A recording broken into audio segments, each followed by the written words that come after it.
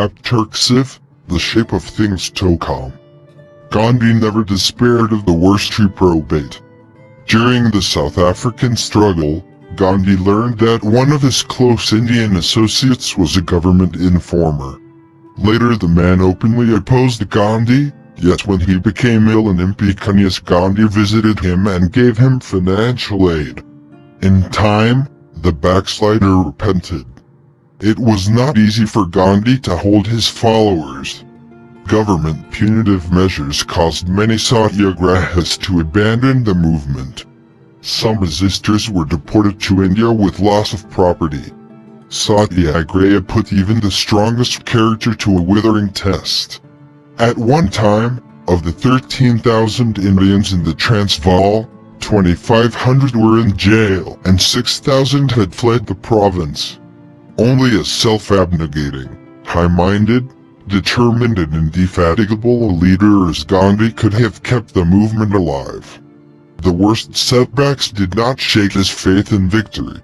This faith, plus the fact that in and out of jail he shared his followers' hardships and thereby won their love, was the binding cement of the loyal band which at times dwindled alarmingly.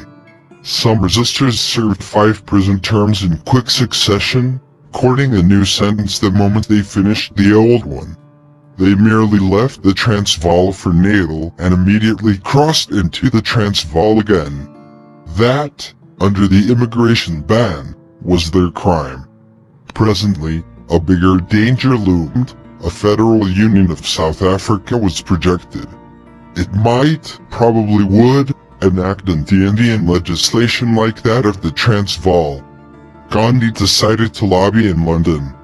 Generals Botha and Smuts were already there making arrangements for the creation of the union. Gandhi always set his sights high. This time he won the active support of Lord Ampthill, former governor of Madras and acting viceroy of India in 1904. From his arrival in England on July 10, 1909, until his return to South Africa in November, Gandhi met editors, MPs, officials and private citizens of all races. His fervor fascinated and infected many of them. Liberal Englishmen regretted overt color discrimination in an empire overwhelmingly non-white. Imperialistic Englishmen were concerned with the effects of South African and anti-Indian legislation on India. While Gandhi worked in England, Henry Pollock was in India explaining the Transvaal situation and stirring protests which echoed in Whitehall. The British government in London tried to reconcile the differences between Smuts and Gandhi, but the general yielded too little. Smuts was ready to repeal the Compulsory Registration Act and permit the immigration into the Transvaal of a limited number of English-speaking, educated, professional Indians to serve the Indian community. Gandhi, however, asked for the removal of the badge of inferiority and the implied racial taint. He wanted legal or theoretical equality in respect of immigration. Small material concessions neither impressed nor mollified him. When, therefore, Lord Crewe, the British Secretary of State for the Colonies, informed Gandhi in writing that Mr. Smuts was unable to accept the claim that Asiatics should be placed in a position of equality with Europeans in respect of right of entry or otherwise, the militant barrister, admitting defeat in diplomatic negotiation, foresaw a renewal of civil disobedience. Gandhi's trip to England nevertheless made the South African-Indian question a major imperial concern. Therein lay a seed of ultimate triumph in South Africa. Moreover, and apparently for the first time, Gandhi began, during his London sojourn, to connect himself with the problem of India's independence. In England he sought out Indians of all shades of political belief, nationalists, home rulers, anarchists and advocates of assassination. While he debated with them far into many nights, his own political views and philosophy were taking shape. Some of the tenets which later formed the tissue of the Mahatma's Creed found their first expression in the letter addressed to Lord Ampthill by Gandhi on October 9, 1909, from Westminster Palace Hotel. Judging by the Indians in England, Gandhi wrote, impatience with British rule was widespread in India, as was Indian hatred of the British. Partisans of violence were gaining ground. Against this, repression would be futile. Yet he feared that the British rulers will not give liberally and in time. The British people seem to be obsessed by the demon of commercial selfishness. The fault is not of men but of the system. India is exploited in the interests of foreign capitalists.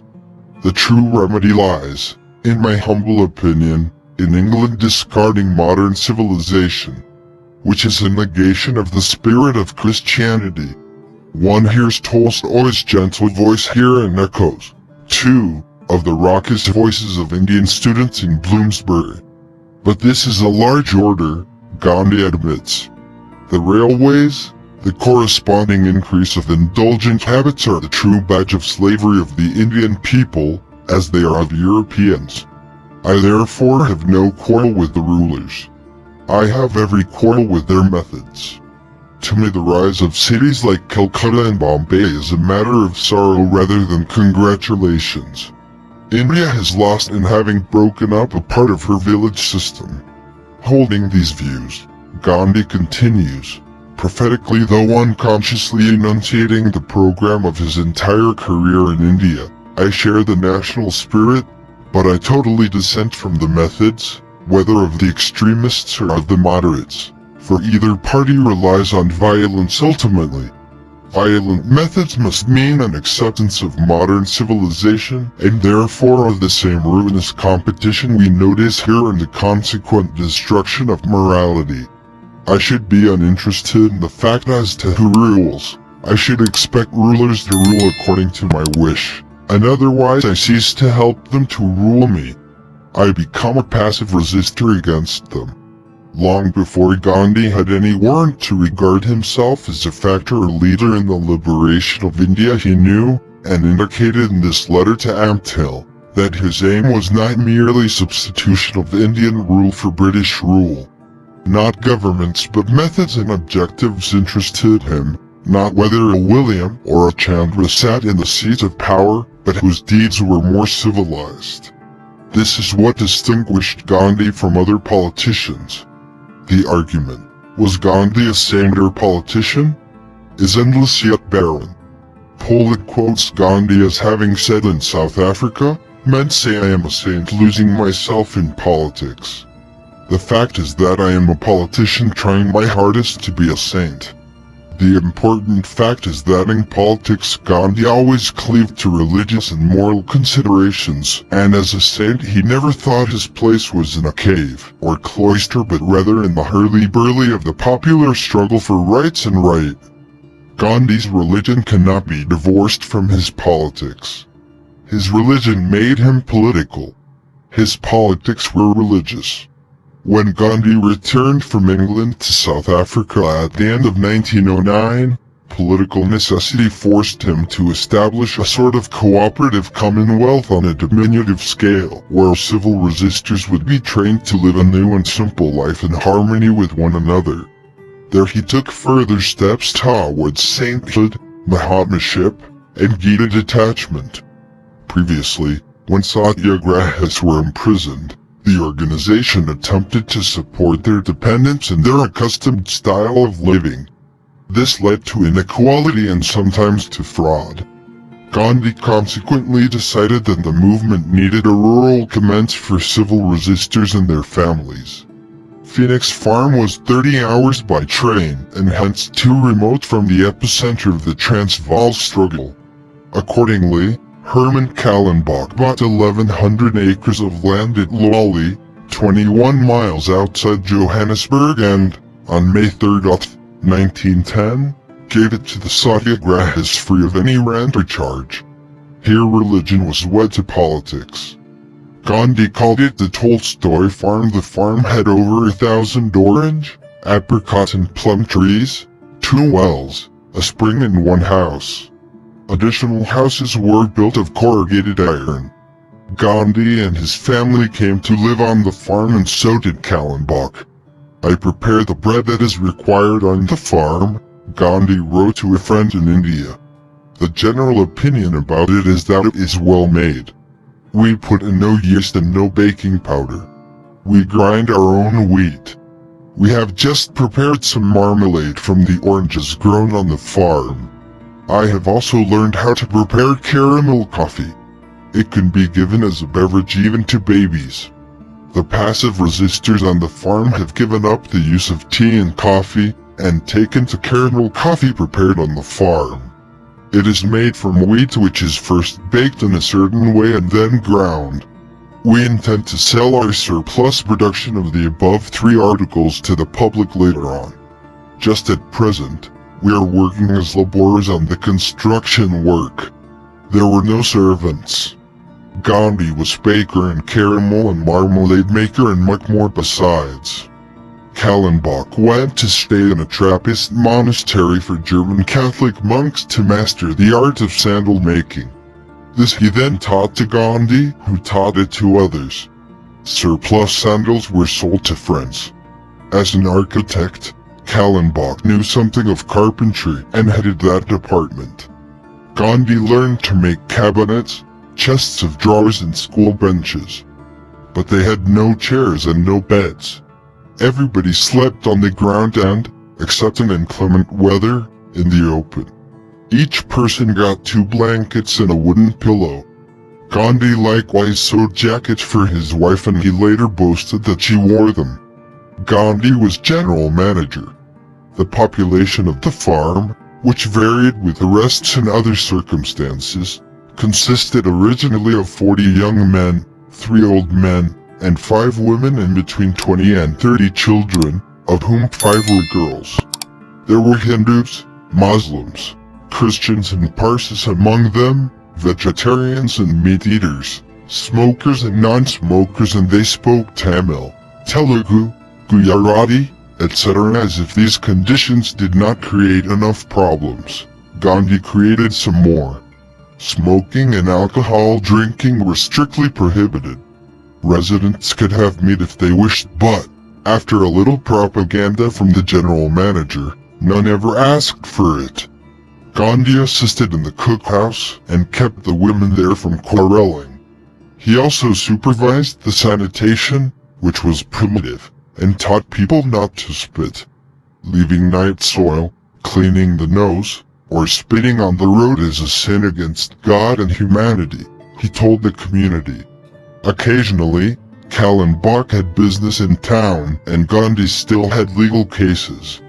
The rule was that if you went on an errand or shopping trip for the commune you could travel by train, 3rd class.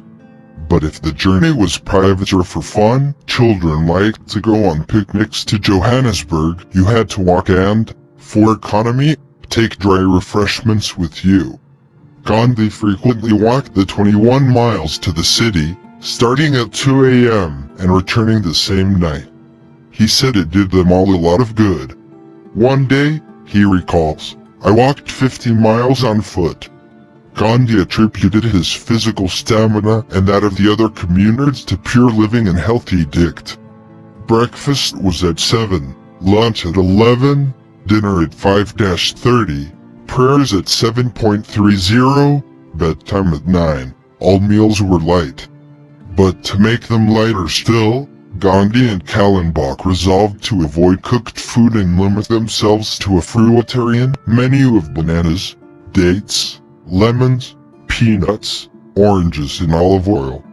Gandhi had read somewhere of the cruelties practiced in India to make cows and water buffaloes yield the maximum in milk. So he and Kallenbach dispensed with milk. Kallenbach, who owned a beautiful and spacious house on a hilltop above Johannesburg, and who always had lived in luxury, shared every deprivation, chore and dietary experiment on the farm. He also divided with Gandhi the task of teaching the children religion, geography, history, arithmetic, etc., and very rudimentary it all was. Gandhi's ideas on co-education were unconventional. He encouraged boys and girls, some of them adolescents, to bathe at the spring at the same time. For the girls' safety, he was always present, and my eyes followed the girls as a mother's eye follows a daughter. No doubt, the boys' eyes did likewise and less innocently. At night, everybody slept on an open veranda and the young folks grouped their sleeping places around Gandhi. Beds were only 3 feet apart. But Gandhi said the young folks knew he loved them with a mother's love, and hadn't he explained the duty of self-restraint to them?